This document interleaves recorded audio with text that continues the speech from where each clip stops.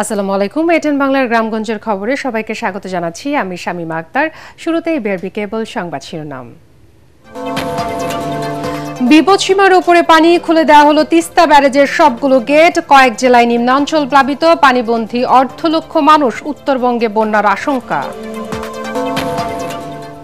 রবীন্দ্র বিশ্ববিদ্যালয়ে স্থায়ী ক্যাম্পাসের দাবিতে 6 ঘণ্টা পর রেলপথ অবরোধ স্থগিত। কাল যমুনা সেতুর পশ্চিমে রেল এবং মহাসড়ক অবরোধের ঘোষণা।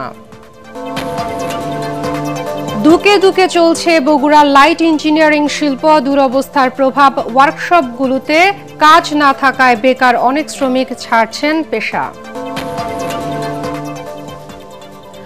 পানের বরজে ভাগ্যের চাকা ঘুরছে শেরপুরের কৃষকদের। স্বল্প পুঁজিতে বেশি লাভ হওয়ায় আগ্রহ বাড়ছে অনেকের, সহায়তা করছে কৃষি বিভাগ।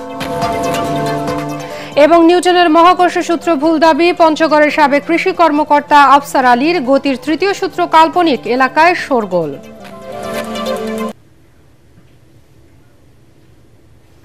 শুনছিলেন বিআরবি কেবল সংবাদ শিরোনাম, এবার বিস্তারিত। কয়েকদিনের ভারী বৃষ্টিপাত এবং উজান থেকে নেমে আসা ঢলে তিস্তা নদীর পানি বিপদসীমার 7 সেন্টিমিটার উপর দিয়ে প্রবাহিত হচ্ছে। পানির চাপে খুলে দেওয়া হয়েছে তিস্তা ব্যারেজের সবগুলো গেট। এতে নিম্নাঞ্চল প্লাবিত হয়ে উত্তরবঙ্গের বন্যার আশঙ্কা দেখা দিয়েছে। এদিকে তিস্তা নদীর অতিরিক্ত পানির চাপে রংপুরের গঙ্গাচড়া সেতুরক্ষা বাঁধের প্রায় 60 মিটার ব্লক ধসে গেছে। প্রতিনিধিদের তথ্যচিত্রে আরও জানাচ্ছেন মিজান শাহজাহান। উজানের পাহাড়ি ঢলে রংপুরে বেড়েছে তিস্তা নদীর পানি। এতে তিস্তা নদীবেষ্টিত রংপুরের 3 উপজেলার নিম্নাঞ্চল, চর ও দ্বীপচরের অনেক এলাকা প্লাবিত হয়েছে। ভাঙনের হুমকিতে রয়েছে সেতু ও রংপুর লালমনিরহাট সড়ক। ভারত থেকে নেমে আসা পানিতে বেশ কয়েকদিন ধরে তিস্তা নদীর পানি বিপদসীমার কাছাকাছি অবস্থান করছিল। বুধবার সকালে দেশের সর্ববৃহৎ সেচ প্রকল্প তিস্তা ব্যারেজ পয়েন্টে নদীর পানি বিপদসীমার 7 সেন্টিমিটার উপর দিয়ে প্রবাহিত হচ্ছিল। গতকাল প্রায় 132 মিলিমিটার বৃষ্টিপাত হয়েছে।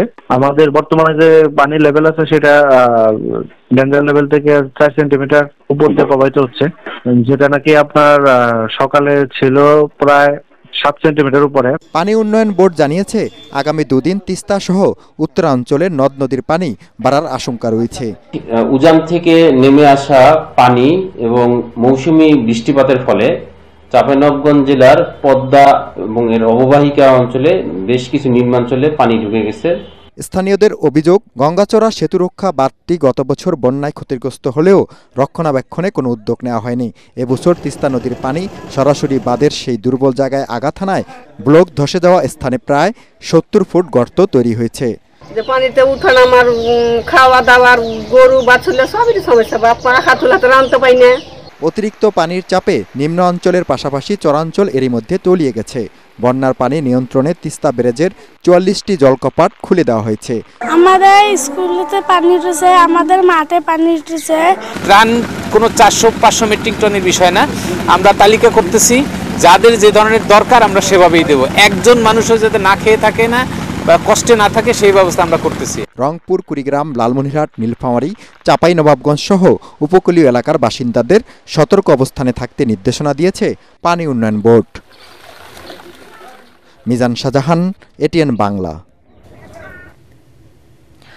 রবীন্দ্র বিশ্ববিদ্যালয়ের স্থায়ী ক্যাম্পাসের দাবিতে সিরাজগঞ্জের উল্লাপাড়ায় 6 ঘণ্টা পর রেলপথ অবরোধ কর্মসূচি স্থগিত করেছে শিক্ষার্থীরা। একই সাথে কাল সকাল 11টা থেকে যমুনা সেতুর পশ্চিমে রেলপথ ও মহাসড়ক অবরোধ কর্মসূচির ঘোষণা দিয়েছেন তারা। এর আগে সকাল 9টায় বিশ্ববিদ্যালয়ের শিক্ষার্থীরা উল্লাপাড়ায় রেলপথ অবরোধ করে। এতে বন্ধ হয়ে যায় ঢাকা রাজশাহী ট্রেন চলাচল। শিক্ষার্থীরা জানান, প্রতিষ্ঠার 9 বছর পেরিয়ে গেলেও সিরাজগঞ্জের শাহজাদপুরে স্থায়ী ক্যাম্পাস নির্মাণের জন্য ডিপিপি এখনো অনুমোদন হয়নি। দীর্ঘদিন ধরে দাবি জানালেও সাড়া না পাওয়ায় তারা আন্দোলনে নামতে বাধ্য হয়েছেন। গত 26 জুলাই রবীন্দ্র বিশ্ববিদ্যালয় দিবসের কর্মসূচি বর্জনের মধ্য দিয়ে শিক্ষক, শিক্ষার্থী, কর্মকর্তা ও কর্মচারীরা এই দাবি জানিয়ে আন্দোলন শুরু করেন।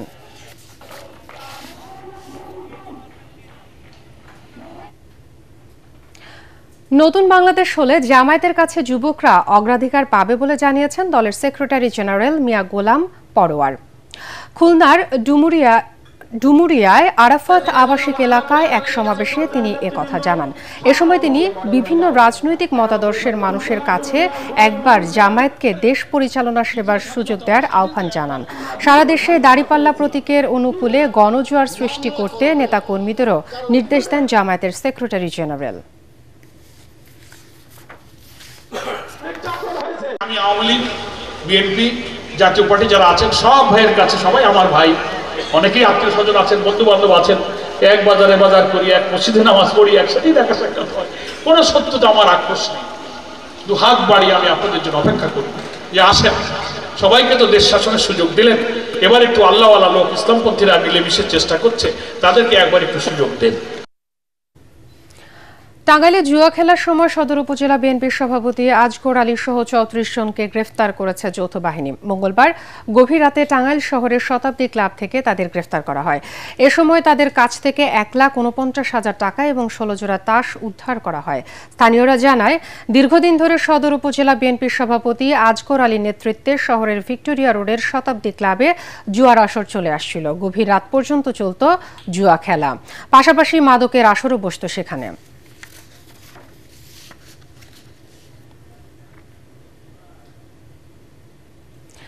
জয়পুরহাটের কয়া সীমান্ত দিয়ে একই পরিবারের ৫ বাংলাদেশিকে ফেরত পাঠিয়েছে ভারতীয় সীমান্তরক্ষী বাহিনী বিএসএফ।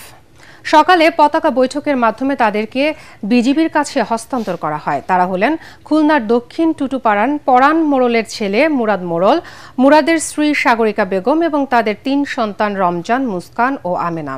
কাজের সন্ধানে তারা ২০২০ সালে ভারতের কেরালা রাজ্যের এন্নাকুলাম এলাকায় গিয়েছিলেন বলে জানা যায়। এদিকে মেহেরপুরের মুজিবনগরে ৪ জনকে পুশিন করেছে বিএসএফ। পরে তাদেরকে আটক করে পুলিশ।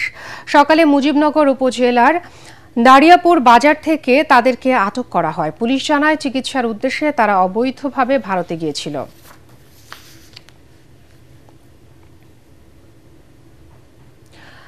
ধুকে ধুকে চলছে বগুড়ার লাইট ইঞ্জিনিয়ারিং শিল্প। এর মূল কাঁচামাল আসে ফাউন্ড্রি শিল্প থেকে, আর এই ফাউন্ড্রি শিল্পের দুরবস্থার প্রভাব পড়েছে ওয়ার্কশপগুলোতে। কাজ না থাকায় বেকার হয়ে পড়েছেন কর্মদক্ষ অনেক শ্রমিক। টিকতে না পেরে কেউ কেউ ব্যবসা ছেড়ে বেছে নিয়েছেন ভিন্ন পেশা। আমদানি নির্ভর হয়ে পড়েছেন ফিনিশিং যন্ত্রাংশে। বগুড়া থেকে আজিজুল হাকিম রুমনের পাঠানোর ২ পর্বের প্রতিবেদনের আজ দেখুন শেষটি, জানাচ্ছেন শরীফুল ইসলাম। ১ দশক আগেও বগুড়া রেলওয়ে মার্কেট, সূত্রাপুর ও বিআরটিসি মার্কেট কর্মচাঞ্চল্য ছিল লেস শ্রমিক ও লাইট ইঞ্জিনিয়ারিং ওয়ার্কশপে। এখন সেই মার্কেটের দোকানগুলোর অনেকটাই বন্ধ। অনেকে বসে আছেন অলস। কাজ না থাকায় দিন শেষে খালি হাতেই ফিরছেন বাড়ি। কেউ আবার এই কাজ ছেড়ে চলে যাচ্ছেন অন্য পেশায়। আগের থেকে চা বানা কমে গেছে, আগে চা বাসলো বেশি, এখন চায়না প্রোডাক্ট বেশি আসছে, তো এই জন্য আমাদের চা কমে গেছে। আমাদের এই কাজটা অনেক ঝুঁকিপূর্ণ, আমরা অনেক ঝুঁকির মাধ্যমে কাজ করি। হয়তো আমরা চোখে মাল বাঁধিছি, উষ্টে যায়, এটা হয়, বাড়াল ভেঙে যায়, অনেক সমস্যা হয়, চোখের মধ্যে কুড়ি যায়, অনেকেরই চোখ নষ্ট হয়ে গেছে। শ্যালো ইঞ্জিনের কাজ, রিপেয়ারিং কাজ, ওই কাজটা করতাম, কিন্তু ওই কাজ আর নেই। এখন আমরা প্রশাসনে কাজ করি, এই দেশে রয়েছি। দেশীয় এই শিল্পকে টিকিয়ে রাখতে সরকারের আমদানি নির্ভরতা কমাতে হবে বলে জানান ব্যবসায়ীরা। সরকার বাইরে থেকে আমদানি করে আমদানির মালের দামও বেশি এবং লাস্টিংও কম করে। দেশীয় মালের দামও কম, লাস্টিং বেশি করে, তারপরেও মানুষ বিদেশি লিয়া পাগল। ক্যাশ খাটায়, যদি ক্যাশ বাইরে হয়ে না আসে তাহলে তো ব্যবসা থাকবে না। সারাদিনে আপনি বিক্রি অর্ডারও নাই, বিক্রিও নেই। আধুনিক বিশ্বে প্রতিযোগিতায় টিকে থাকতে প্রযুক্তি নির্ভর দক্ষ শ্রমিক গড়ে তোলা এবং দেশীয় শিল্পের বিস্তারে আমদানি শুল্ক না কমালে হারিয়ে যেতে পারে এই শিল্প। বিদেশি যে কাঁচামালের দরকার হয় সেগুলো শুল্ক কিছু কমানো দরকার। প্রযুক্তির দিকে এর একটা অংশ বিনিয়োগ করা হয়, তাহলে বগুড়ার মানুষের যেমন এই শিল্পটা বাঁচবে। সরকারের সুদৃষ্টি, আধুনিক প্রশিক্ষণ কেন্দ্র, কম সুদে ঋণ, প্রযুক্তিগত সহায়তা এবং আন্তর্জাতিক মানের যন্ত্রপাতি পেলে আবারও ঘুরে দাঁড়াতে পারে দেশের সম্ভাবনাময় এই শিল্পটি। Shariful Islam, ATN Bangla. Sir Isaac নিউটনের মহাকর্ষ সূত্র ভুল দাবি করলেন পঞ্চগড়ের তেঁতুলিয়া উপজেলার আজিজনগর গ্রামের সাবেক কৃষি কর্মকর্তা আফসার আলী। গতির প্রথম সূত্র সঠিক হলেও তা অসম্পূর্ণ। দ্বিতীয় সূত্র সঠিক, কিন্তু তৃতীয় সূত্র কাল্পনিক বলে দাবি করেছেন ৬৫ বছর বয়সী এই ব্যক্তি। এমনকি জ্বালানি, তাপশক্তি ও বিদ্যুৎ ছাড়া শুধুমাত্র বায়ু ব্যবহার করে ইঞ্জিন উদ্ভাবন সম্ভব বলেও তার দাবি। এ নিয়ে শোরগোল পড়েছে চারদিকে। পঞ্চগড় প্রতিনিধি সিদ্ধার্থ কর্মকারের পাঠানো তথ্য ও ছবিতে আরও জানাচ্ছেন আশিকুর রহমান। বিএডিসির যন্ত্রবিদ হিসেবে ময়মনসিংহে চাকরির সময় থেকে ইঞ্জিন আবিষ্কারের নেশা চেপে বসে আফসার আলীর মাথায়। এরপর থেকেই শুরু করেন পরীক্ষা নিরীক্ষা ও গবেষণা। 1996 সালে ইঞ্জিন চলার একটি সূত্র আবিষ্কার করেন স্বঘোষিত বিজ্ঞানী আফসার আলী। সূত্রটি হচ্ছে চক্রাকারে যান্ত্রিক কৌশলে জ্বরের জড়তা, ধর্মক্রিয়া ও প্রতিক্রিয়ামুখী বলকে একই দিকে নির্দিষ্টভাবে নিয়ন্ত্রণ করে পর্যায়ক্রমে গতি এবং স্থিতি এই ধর্মে রূপান্তর করলেই স্থায়ী গতিশক্তি বা স্বয়ংক্রিয় যান্ত্রিক শক্তি অর্থাৎ ইঞ্জিন উৎপন্ন হয়। যেখানে নিউটনের মহাকর্ষ সূত্র বলছে দুটি বস্তু একে অপরকে আকর্ষণ করেও শক্তি উৎপন্ন করে, যা ভুল বলে দাবি আফসার আলীর। সেলো মেশিন দেওয়া ডিপ টিউবওয়েল দিয়ে পানি উঠতো, এতে ডিজেল খরচ হইতো, তারপরে এরকম বিদ্যুৎ খরচ হইতো। তা আমি চিন্তা করতাম এই বিদ্যুৎ তেল এটা যদি খরচ না হয়, বিনা খরচ কী করে ইঞ্জিন চালানো যায়, এটা নিয়ে গবেষণা করি। গবেষণা করার পরে সূত্র আবিষ্কার করি। ওই সূত্রের উপরে তারপরে আমি পরীক্ষা নিরীক্ষা চালাই। পরীক্ষা নিরীক্ষা চালাইতে চালাইতে আমার বহু অর্থ খরচ হয়। শেষ পর্যন্ত আমি এমন পর্যায়ে পৌঁছেছি যে আমার সূত্র কার্যকর হবে। প্রায় 30 বছর ধরে নিজের আবিষ্কৃত সূত্রসহ নিউটনের সূত্রের সাথে তার দ্বিমতের বিষয়টি ঢাকা বিশ্ববিদ্যালয় বিজ্ঞান ও প্রযুক্তি জাদুঘর, হাজী মোহাম্মদ দানেশ বিজ্ঞান ও প্রযুক্তি বিশ্ববিদ্যালয় সহ বিভিন্ন গবেষণা প্রতিষ্ঠানে যোগাযোগের চেষ্টা করেছেন তিনি। কিন্তু কেউই তার এসব যুক্তি প্রতিষ্ঠিত করতে সহযোগিতা করেননি বলেই তার অভিযোগ। গতিশীলের প্রথম সূত্রটা সত্য এবং কিন্তু এটা অসম্পূর্ণ। দ্বিতীয় সূত্রটা সত্য এবং পূর্ণতা আছে। আর 3 নম্বর সূত্র হলো কাল্পনিক। প্রত্যেক ক্রিয়ারই একটি সমান এবং বিপরীত প্রতিক্রিয়া আছে, এটা গলত কথা। আসল কথা হলো কি, প্রত্যেক ক্রিয়ারই একটি ঘর্ষণ, বাধা ও প্রতিক্রিয়া আছে। ঘর্ষণ, বাধা, প্রতিক্রিয়া সমান হলে বস্তু স্থিতি জড়তায় এবং বাধাহীন পথে গতি জড়তায় আপন জড়তা ধর্ম পালন করে। নিজের আবিষ্কৃত সূত্রটি প্রতিষ্ঠিত করতে কিংবদন্তি স্যার আইজাক নিউটনের প্রতিষ্ঠিত গতিসূত্রকে ভুল প্রমাণিত করতে সব ধরনের পরীক্ষার মুখোমুখি হতেও প্রস্তুত সাবেক এই কৃষি কর্মকর্তা। আমি আশাবাদী যে আমার থিওরি এবং সূত্র এটা অবশ্যই সঠিকতার দিকে যাবে। তবে সঠিক হোক বা ভুল, তার আবিষ্কৃত এসব তথ্য নিয়ে বিশদ গবেষণা এখন সময়ের দাবি বলে মনে করেন এলাকাবাসী। Bureau report, ATN Bangla. মাদক ও সন্ত্রাস নির্মূলে সরকার ও পুলিশ জিরো টলারেন্স নীতি গ্রহণ করেছে বলে জানিয়েছেন পুলিশের ঢাকা রেঞ্জের ডিআইজি রেজাউল হক মল্লিক। সকালে মাদারীপুরের শিবচরে নন্দকুমার মডেল ইনস্টিটিউশন পরিদর্শনকালে শিক্ষার্থীদের উদ্দেশ্যে তিনি কথা বলেন। এর আগে শিবচর থানা পরিদর্শন করে প্রার্থীদের গুণগত সেবা নিশ্চিত করতে সংশ্লিষ্টদের বিভিন্ন দিক নির্দেশনা দেন তিনি। মাদারীপুরের পুলিশ সুপার মোহাম্মদ নাইমুল হাসান সহ অন্যান্য কর্মকর্তারা এ সময় উপস্থিত ছিলেন।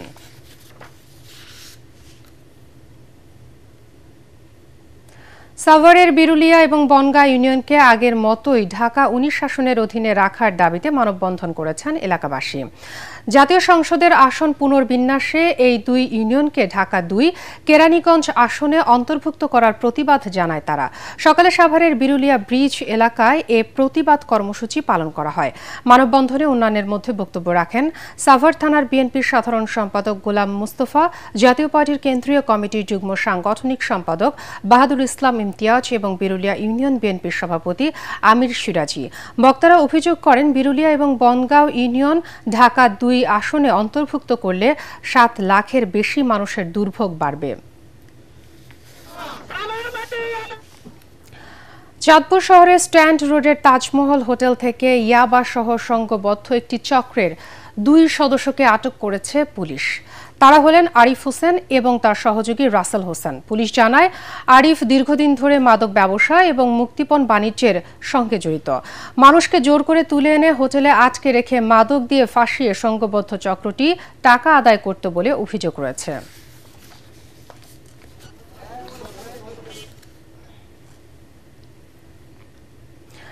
পানের বরজে ভাগ্যের চাকা ঘুরতে শুরু করেছে শেরপুরের পান চাষিদের। স্বল্প পুঁজিতে দীর্ঘমেয়াদী আয়ের কারণে দিন দিন পান চাষে আগ্রহ বাড়ছে তাদের। সদর উপজেলা, নকলা সহ আশেপাশের এলাকাগুলোতে এখন পানের আবাদ হচ্ছে।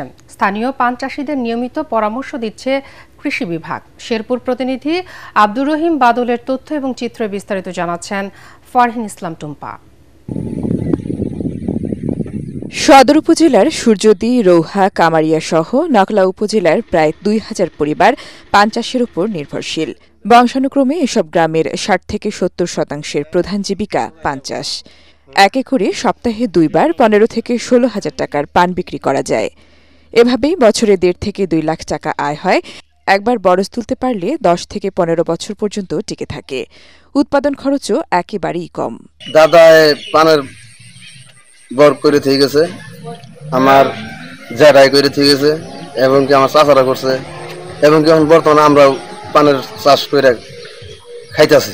এর আগের বাজারে ছিল ৮০ টাকা, এবারে এই বাজারে বেচাইতেছে মাত্র ৪০ টাকা, ৩৫ টাকা। সপ্তাহে ৩ দিন স্থানীয় বটতলায় পান বাজারে বিক্রি হয় কয়েক লাখ টাকার পান। দূর দূরান্ত থেকে পাইকাররা আসে পান কিনতে। এখানকার পান ঢাকা, বিক্রমপুর সহ যাচ্ছে দেশের বিভিন্ন স্থানে। সময়ভেদে প্রতি বিড়া পান ৩০-৩৫ টাকা থেকে ৮০-৯০ টাকায় বিক্রি হয়। সপ্তাহে 3 দিন বাজার বসে এবং অনেক দূর দূরান্ত থেকে পাইকার পত্র আসে এবং অনেক ভালো বেচাকিনি হয়। জামালপুর, ফুলপুর এই সমস্ত এলাকা পান যায়। পান চাষে কৃষকদের কারিগরি সহায়তার পাশাপাশি প্রণোদনা দেওয়ার প্রস্তাব বিবেচনাধীন রয়েছে বলে জানায় কৃষি বিভাগ। এই স্থানে 1 বছর পান চাষ করলে ওই জমিতেই 5 বছর পর্যন্ত পান চাষ করা যায় বিধায় এটি কৃষকদের জন্য লাভজনক। জেলা কৃষি সম্প্রসারণ অধিদপ্তর জানায়, এবার শেরপুর সদর ও নকলা উপজেলায় 33 হেক্টর জমিতে পান চাষ হয়েছে। Bureau report, ATN Bangla. ATN বাংলার নাম ব্যবহার করে সাংবাদিক নামধারী কিছু ব্যক্তি সংবাদ সংগ্রহের নামে দেশের বিভিন্ন স্থানে চাঁদাবাজি করছে। এ ধরনের চাঁদাবাজ এবং ভুয়া নাম ব্যবহারকারীদের নিকটস্থ থানায় সোপর্দ করার জন্য অনুরোধ জানাচ্ছে এটিএন বাংলা কর্তৃপক্ষ। পরবর্তী সংবাদ দেখার আমন্ত্রণ জানিয়ে এখনকার মতো শেষ করছি। এটিএন বাংলা সংবাদ ইউটিউবে দেখতে ব্রাউজ করুন youtube/ATN বাংলা নিউজ। এতক্ষণ সাথে থাকার জন্য ধন্যবাদ সবাইকে।